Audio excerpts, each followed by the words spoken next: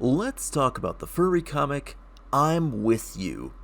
With over 400 pages to its name and a very fun art style to boot, it is a queer comic about domestic abuse and shy romance. We join main character Nomi, a goat person from the hot and dry lowlands, sent up into the cold and snowy mountains to slay a dangerous beast that's been threatening the local villagers. His first interaction with the locals is to attack someone, steal their food, threaten to kill them, and run away. Our hero, everyone!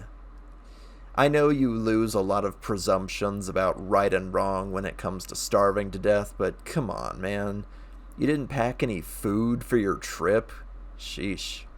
Anyway, as you might imagine, the local fuzzy white goat people are not pleased with their first encounter with Nomi. So they headbutt them into submission, chain them to a wall, and make them do chores to make up for their thievery. Right away, I have questions about this snowy, frigid place because it's cold enough to freeze to death at night without a blanket, but at the same time, Nomi is forced to both harvest and plant a new garden as part of their punishment. What season is it right now? Is the ground frozen or not? I don't know. That's just a nitpick. Anyway, the guy Nomi threatened, a guy by the name of Pazu, forgives him instantly and tries to be friends by helping him with his punishment chores. Pazu like Pazuzu, the goat demon from The Exorcist? Subtle. Anyway, Pazu is very kind, very feminine, and always tries to be friendly with everyone around himself, even if everyone else is bigger, tougher, meaner, and more manly than he is. Basically a big fluffy femboy. Got it. Nomi tries to get it across that he's here to slay the beast that's been hurting people, and they decide, sure, worst case scenario, it just kills the newcomer and they'll be rid of them anyway. I'm With You is not a friendly comic, as it very much goes out of its way to show its characters as shy, fragile, put upon, and in need of constant support. Other villagers, parental figures, and more are shown as loud, temperamental, and even abusive when the story stops to give them panel time, with very little else in between. Which of course brings us to the focal point of the entire comic, Nomi's father. There's really no way to sugarcoat this. Nomi's father is a mentally and physically abusive monster. Every time he opens his mouth, he's saying something cruel or hurtful, and doesn't even have his horns anymore because he has physically hurt other people enough times that the local town leadership has shorn them off. I can feel an autobiography under the very thin coat of paint when I read this comic. The whole time I was reading it, this character hung over the narrative like a black cloud. He's not shown to have any redeeming qualities other than a talent for woodworking. All I can hear when I read this is, I hate my dad, I hate my dad, I hate my dad, whenever this comic is speaking to me. Maybe instead of drawing a 400-page comic, the author could have gone to therapy. Just saying.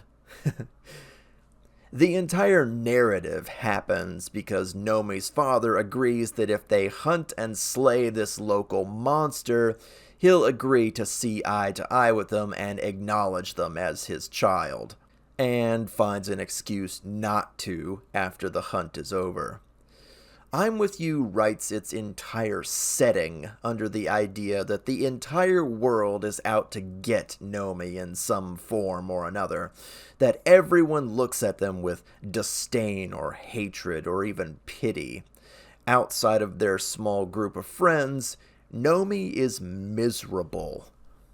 I mean, it doesn't help that they're self-centered, irresponsible, still living at home with mom and dad and have no concept of starting out into their adult life, but Nomi's got a unique set of problems and tends to spiral. Being an abuse victim has made them angry and fragile. Being an adult that can't finish what they start, has no job, and is not reliable in the ways of hunting or gathering has made them a pariah in both their hometown and in the mountain town. So, I'm about to step on a few landmines, so bear with me in the comments section. I'm sure you've been noticing I keep saying they instead of he or she. Nomi is a male-presenting intersex person. That is, they were born physically unique and have had top surgery to remove their breasts as well as take on a male role in their community. So the goats of the lowlands are primitive enough to use stone walls, spears, and no clothes, but advanced enough in medicine to have top surgery. Right, got it. I am not overlooking the fact that Nomi is an abuse victim, nor their special physical and sexual circumstances, but Nomi's kind of a hot mess. It doesn't help that the comic runs with anachronisms like top surgery, modern slang, a fast-traveling mail system, and seasons that make no sense when it comes to hunting or growing food. All the bits and pieces of this world, they just don't fit. This comic is like someone mixed up 4 or 5 puzzles and told you to make one picture with it all. It just doesn't add up. It is in desperate need of a writing editor to look over the script before someone puts pen to paper. I say this because the artwork is excellent. The warm and the cool colors really sell the various environments.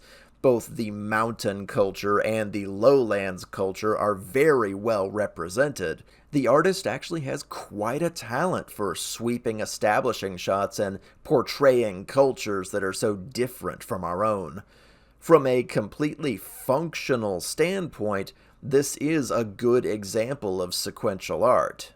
So, all that being said, should you read I'm With You? No, absolutely not. I don't enjoy comics about pathetic characters being miserable.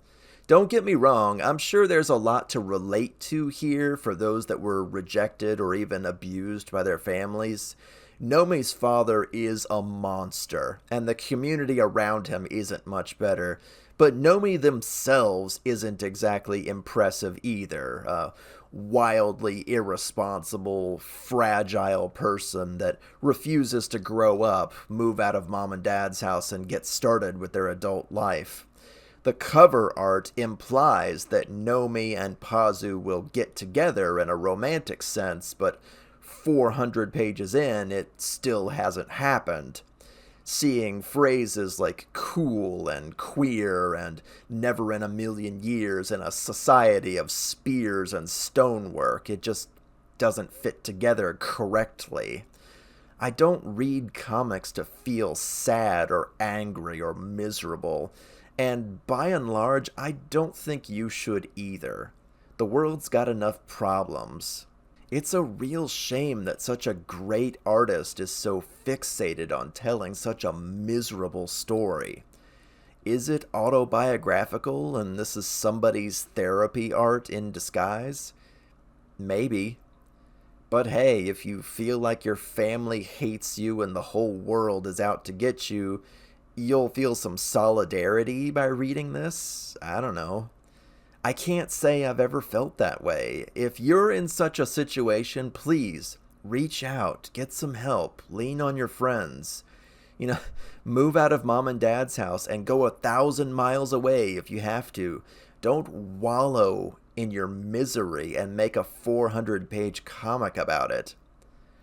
I'd say skip this one, guys. There's healthier and better written stuff out there. See you later.